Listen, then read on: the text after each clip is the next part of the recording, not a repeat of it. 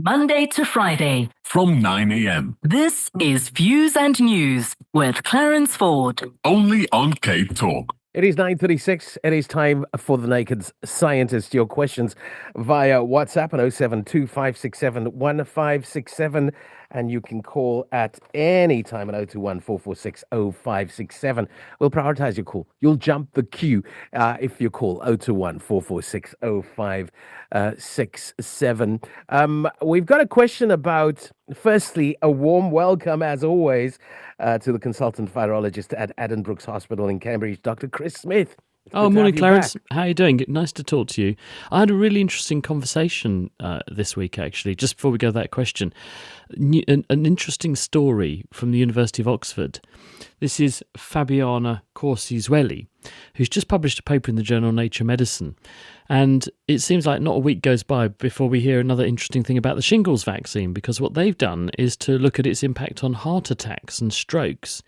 And they find that in people who've had the new shingles vaccine, which is the so-called recombinant vaccine against shingles, which is the later in age reactivation of the chickenpox virus, there's a nearly 10% reduction in heart attack and stroke risk in people in the up to 7 years after they have that vaccine, which would translate into millions of events, cardiovascular events, saved or prevented around the world with wide-scale adoption of this vaccine. They don't know the exact mechanism yet. This is an association. They've observed people who've had and not had this particular vaccine and seen this difference. So we don't know why exactly it's happening, but they suspect it's having some kind of impact either directly on the virus that might be doing this or on the immune system indirectly and doing this. But either way, it's really interesting, and you can hear the conversation with her and another expert virologist, Judy Brewer, on the Naked Scientist podcast. We're going to put that out later today. So if anyone's interested or toying with the idea as to whether to get the new shingles vaccine, I say new, it's been out for a few years now, but it's the newer one, then that'll be out on the Naked Scientist website later today. Have a listen. Absolutely. Okay, so some of us have witnessed the eclipse this morning. Ed has sent us a question. Let's take a listen to Ed's voice note, and then maybe you can talk to that partial eclipse that we experienced earlier. Hi, this is a question for the Naked Scientist. It's Ed speaking. Good morning, Dr. Chris. Good morning, Clarence. My question is it possible for, or does the moon or any other celestial body have any effect on humans physically? Specifically, is there anything in the moon phases or proximity to the Earth which might affect people's sleeping patterns? Or is that all just woo? Hello, Ed. Good morning. The answer is that obviously the moon does have an effect on us, because as it goes overhead, then it will make you a little tiny bit lighter, because it will attract you gravitationally away from the Earth. And so we will lose a tiny, tiny amount of our weight as the moon goes overhead. But I'm being slightly facetious. You're asking about behaviour. People have looked at this because obviously there are age-old stories about the moon cycle and werewolves and the possible impact of the moon on people going mad and that kind of thing. There is a little bit of evidence that perhaps suggests that there might be an effect. Now, the reason that I don't think this is bunkum is that actually researchers only found this effect when they went back and looked at data that had been collected for entirely different purposes. Over 10 years ago, there was a study published, I think it was in Current Biology, but don't quote me on that. They were doing a sleep study, and they had recruited people to come into a laboratory under very controlled conditions and be monitored for just sleep patterns and brain activity during sleeping for an entirely different kind of purpose. And someone later said, well, we have all this data on how people slept, when they went to sleep, when they woke up, how restful they found the sleep. Why don't we compare that with the moon cycle? This is where this paper I'm quoting from over 10 years ago came in. And so they lined up the sleep patterns and sleep reports of the subjects in the study with what the moon was doing at the time. And they found that at times when there was a full moon, then patients or volunteers in the study did take longer to drop off to sleep. They slept less well and were less well rested. And so there does appear to be an impact of the moon cycle, although they say this is obviously observational, we can't explain exactly why, and it might just be a coincidence, but there did appear to be a difference. They speculate perhaps it's to do with light levels, perhaps it's because it's lighter at night when there's a full moon, perhaps this changes people's behaviour in some subtle way, and that has a knock-on effect in terms of what they do, and that has an effect on what time they go to bed, and that has an effect on what time they then drop off to sleep. But there did appear to be a study. I will drop a line in the show notes when we publish this as a podcast. I'll drop a line to the reference for that study so you can have a read of it. It was in a sufficiently powerful journal with peer review that I was convinced enough to report on it at the time, although I haven't heard anything more about the observations since. So it might just be a coincidence, but it was a really interesting one. Then a question in from Malcolm. I guess he wants to confirm an observation. His question is, why do farts seem to linger significantly longer in a hot shower compared to dry air?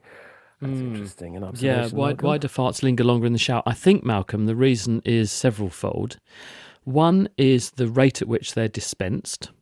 So when you are in a shower, you're presumably not showering in your clothing, and therefore when there is this effluxation from the anal area, this probably is dispensed in one aliquot, so it comes out all at once and then rises, because there's a lot of warm rising air in the shower, straight up towards your face.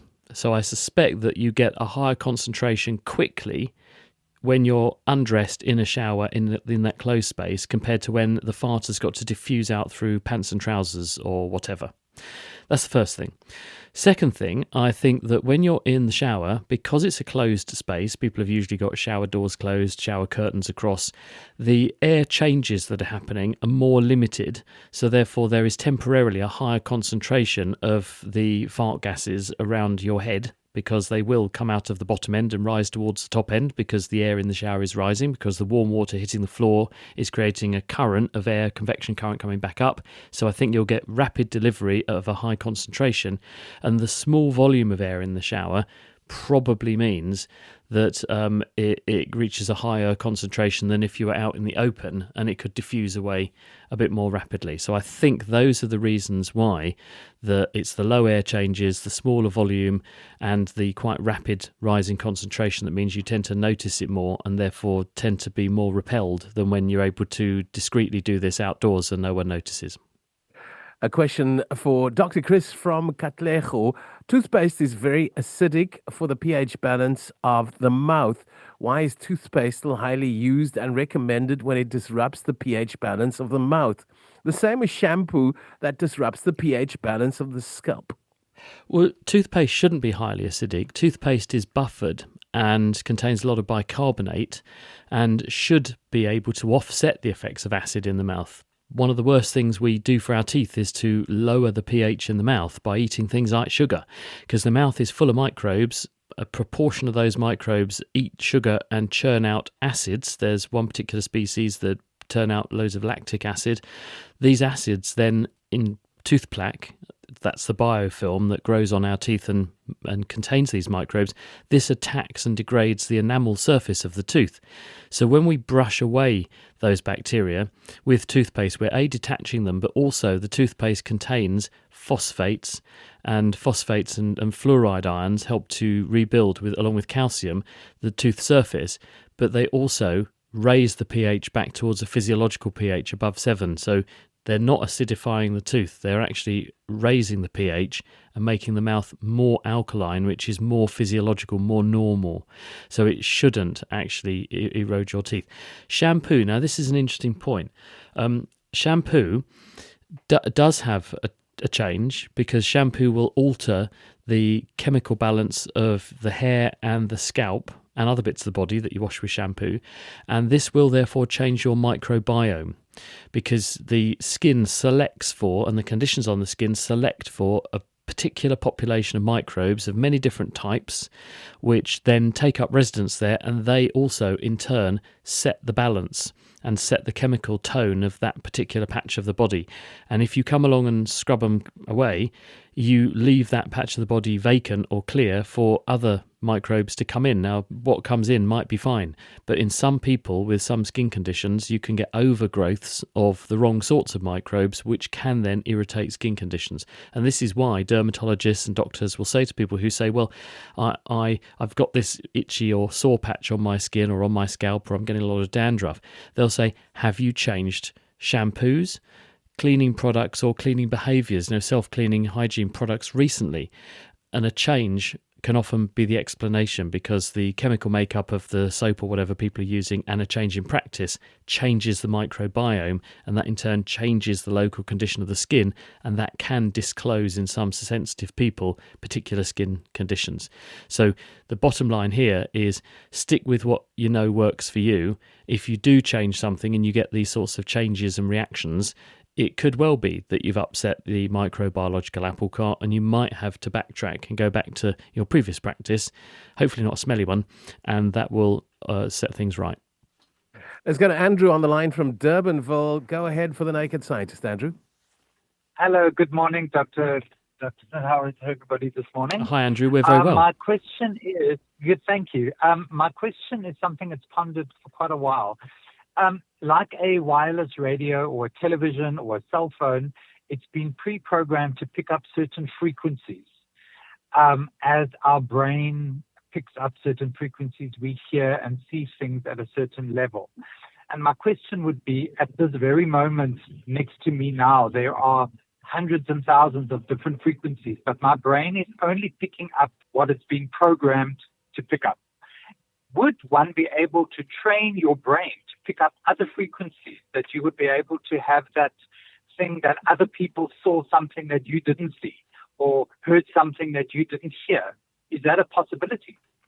Are we talking, when you say frequencies, are we talking specifically sound here, Andrew, or are we considering other forms of information transmission like light? I would say mainly sound, as some people say that they've heard a sound, and you'll be sitting in a room with people and other people didn't hear a thing, but they've heard voices or they've heard something. And it's not mental that you're mad, just thinking that if one, like a radio, at the moment we tune here in Cape Town to 567 AM frequency, if I adjust the knob to one little movement, I've lost the signal. Yeah, no, sure. The difference between the way a radio is tuning into a radio signal, which are radio waves, is that there is a section or in the antenna which is tuning into or been dialed into and optimizing for receiving that particular frequency to the exclusion of others. Whereas your hearing is largely receiving all kinds of signals and is tuning into from them all the ones it wants to extract the information from. So there's a difference there. When you tune the knob on that radio, you are telling the radio antenna, I want to be sensitive to signals at this particular frequency. Your ears are just receiving pretty much everything, not everything, but pretty much everything. And the reason for that nuanced answer is that the ear itself does have some tuning capabilities. The structure and shape of the ear screens for certain sounds. The eardrum itself can be stiffened or slackened, and that will also have an amplifying effect on certain frequencies. And then the ear itself is selective for a certain range of frequencies. The inner ear, your cochlea, is sensitive to sounds from about 20 hertz, 20 cycles a second, up to about a couple of thousand, a few thousand, and you can get that's good for good hearing, and then you get up to about 20,000 hertz if you're very small, and most adults stop hearing anything beyond about 15,000 hertz. But when you're in a room and it's noisy, you can pick out what the person standing next to you is saying despite the cacophony going on around you. And physiologists and scientists and audiologists refer to this as the cocktail party effect.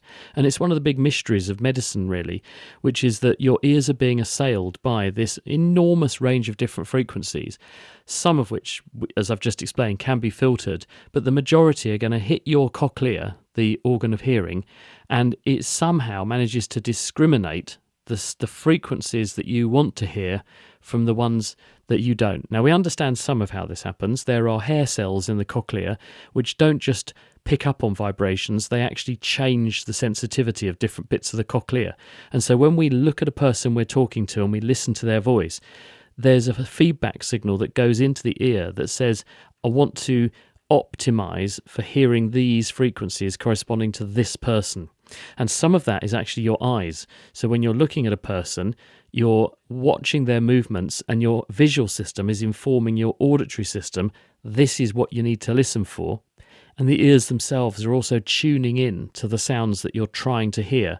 So there's a whole feedback loop going on to enable you to zoom in on a particular set of frequencies that are coming in and pay attention to those and extract the message from those from the general hubbub. But this cocktail party effect is something that is certainly a bit of active research, because as people's hearing deteriorates with age, they tend to find this harder and harder to do. And we tend to find noisy environments much more stressful and cognitively fatiguing, because instead of our ears doing this all automatically for us, you have to concentrate a lot harder in noisier environments to understand what's being said. And people therefore find social occasions really tiring as they get older, because their brain is having to work that much harder to decode the sounds that are coming in, that when we're younger, our ears do all that for us. Okay, the Naked Scientist with us through till 10 o'clock, and you're welcome to drop your question via WhatsApp on 072 567 1567. You can call. We'll prioritize your call on 021 446 0567. It is 9:52, and we've got a voice note in from IP. Let's take a listen. Good morning. While we're on the question of the moon, how does the moon control the tide? Why is it that with the movement, rotation of the moon, the tide of the sea is much higher as to when the moon is not available? How does it control that? Hello, IP. Right, you need to close your eyes and form a mental picture as I'm speaking. Don't do this if you're driving, everybody. That might be dangerous. So what you've got to picture is the Earth is a ball in the middle, and going around that ball in a circle is a smaller ball, which is the moon. The Earth is turning inside the orbit of the moon. So although the moon is orbiting the Earth, and it takes 1 month to complete one lap of the Earth is spinning on its axis inside the orbit of the moon, and the Earth takes 24 hours to do one complete revolution. So in other words, the moon will go across the sky every day. And as the moon goes across the sky, because the Earth is turning past the moon is big, it's quite heavy, therefore it's got a lot of gravity, and it pulls the Earth towards it a bit. And the Earth won't move very much, but water can move. And so water is pulled towards the moon's surface on the side of the Earth facing the moon, and you get what's called a tidal bulge.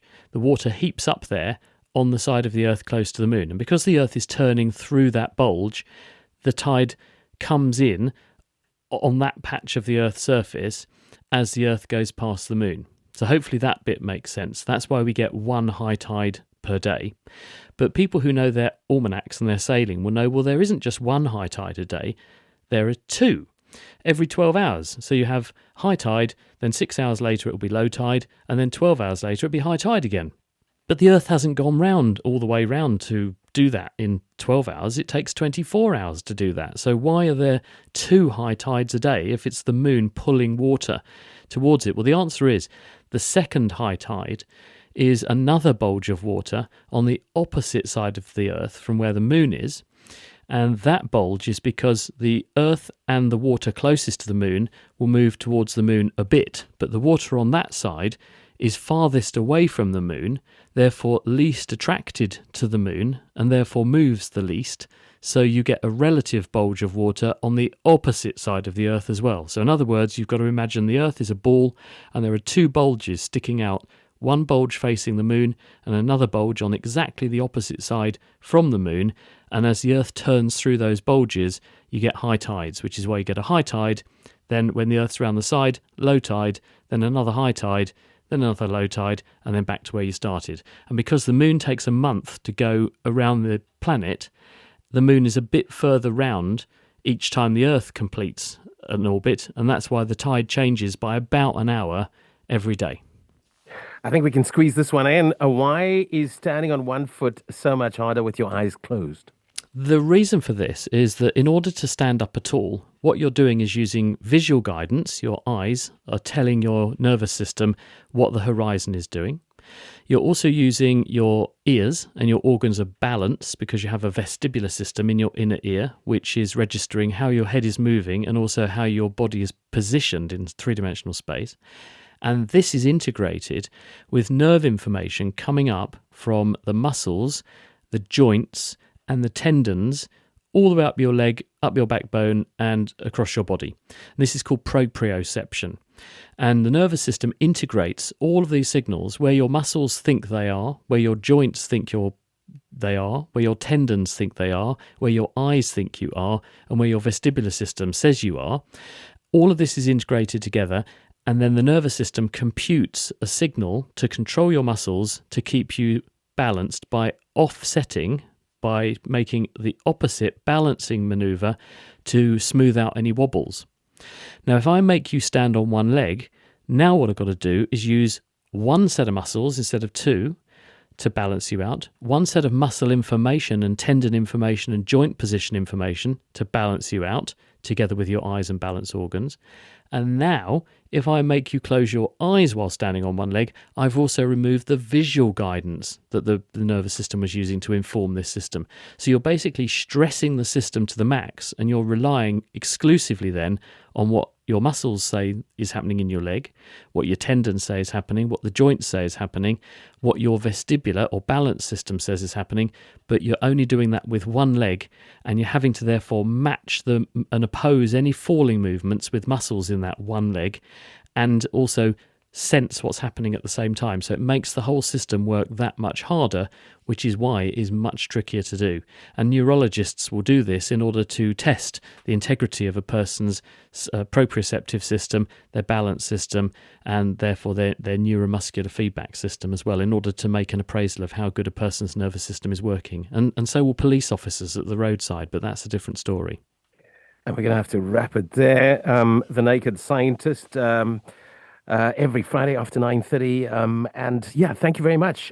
Chris is the consultant virologist at Addenbrooke's Hospital. Dr. Chris Smith every Friday at 9:30. That's a pretty huge appointment. Join us again next week.